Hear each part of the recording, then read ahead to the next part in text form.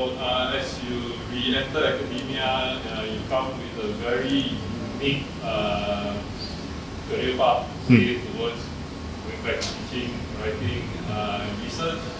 And what are the unique perspectives that come with it? I'm asking this question because a lot of researchers they will not be kept out. Yes. What do you bring to academia now, this round?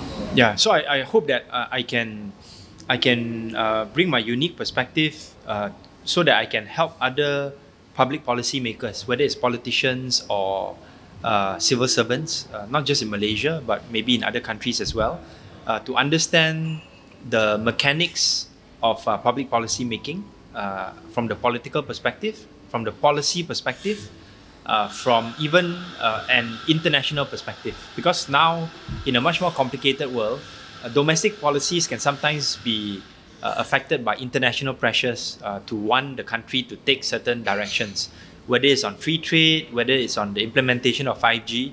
So I've been in the front line as a deputy minister. I've also been a very vocal member of parliament that has spoken out on a lot of different issues. And I'm a person who has also, even in opposition, interacted with a lot of ministers in government, during especially over the last 2 years. So I think I can bring that unique perspective to help others to understand the public policy making process better.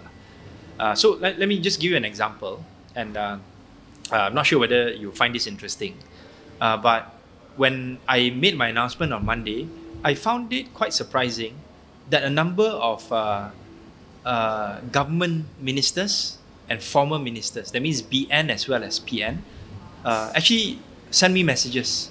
One of them, former Umno minister, actually asked me to stay on as a MP because he said that whether it's in government or opposition, we need good people to be part and parcel of the political process and part of the political and public policy making process.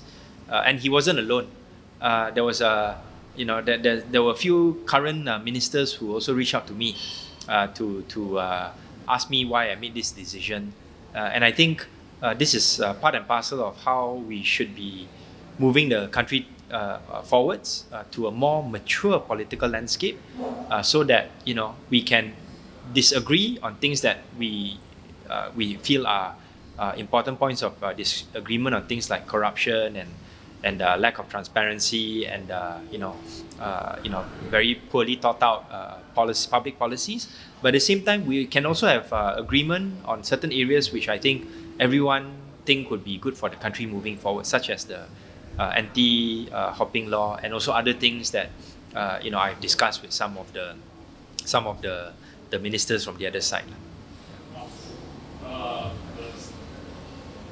Study of public policy, as you go back to academia, is there any, based on what the experience that you've had through your career pathway, will you be able to address certain blind spots that the study of public policy has? Yes, I think so. The one of a couple of blind spots that I think I can identify straight away is that people who approach public policy from a political standpoint, they see things very black and white.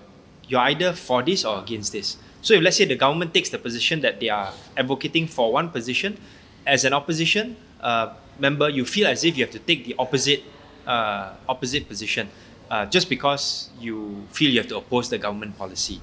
I think what I've found in my position as an MP, from in both sides of the divide, as government as well as an opposition, is that the world is much more complex.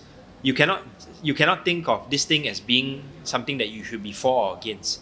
There are many nuances. There may be aspects of this policy that you agree with. There may be others that you don't. These policies may take a little bit more time for it to be implemented well. Sometimes we have to criticize the implementation. We may not criticize or disagree with the entire policy.